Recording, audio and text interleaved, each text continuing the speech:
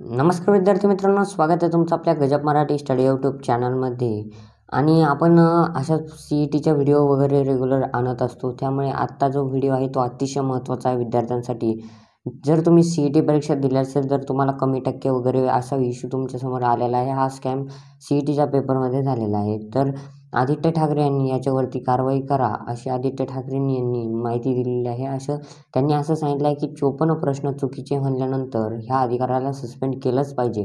ही बातमी तुम्हाला दाखवणारच आहे. त्याआधी मी सांगू इच्छितो की चॅनलवर नवीन असाल तर लाईक, शेअर, सबस्क्राईब करा विसरू नका. आत्ताचा खाली चॅनलला सबस्क्राईब बटन दाबा, जेणेकरून तुमच्यापर्यंत अशाच नवनवीन व्हिडिओच्या नोटिफिकेशन पोहोचत राहतील. भरपूर जण सबस्क्राईबच करत नाही, व्हिडिओला लाईक देखील करत नाही. तर आत्ताचा लाईक करा, सबस्क्राईब करायला विसरू नका.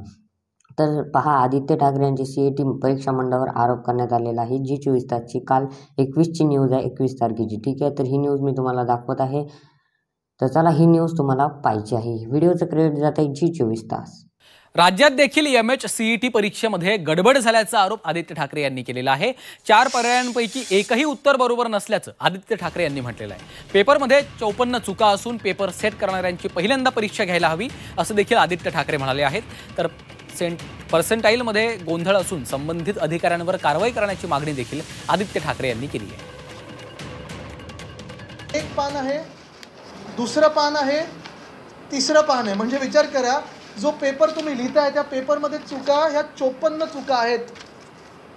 म्हणजे पहिलं तर ह्या एक्झामिनेशन जे सेट केलं त्यांची परीक्षा घेतली पाहिजे की त्यांची योग्यता काय आहे हे पेपर सेट करण्याची. हे कमिशनर नक्की कोण आहे त्या CET सेलचे, त्यांचं अजून निलंबन का नाही झाले? 54 चुका एका पेपरमध्ये येऊ शकतात का, हा पण विचार करणं गरजेचं आहे.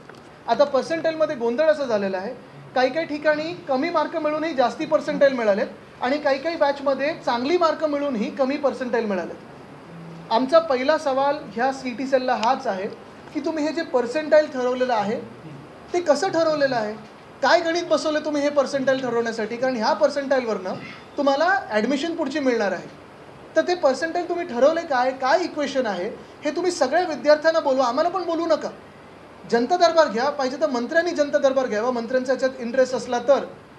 आणि त्यांनी जनता दरबार घेऊन विद्यार्थ्यांना दाखवावं की हे पर्सेंटाईल कसं ठरवलेलं आहे. ह्याच्यावर चौकशी लागली पाहिजे आणि जे कमिशनर आहेत ते सस्पेंड झाले पाहिजेत.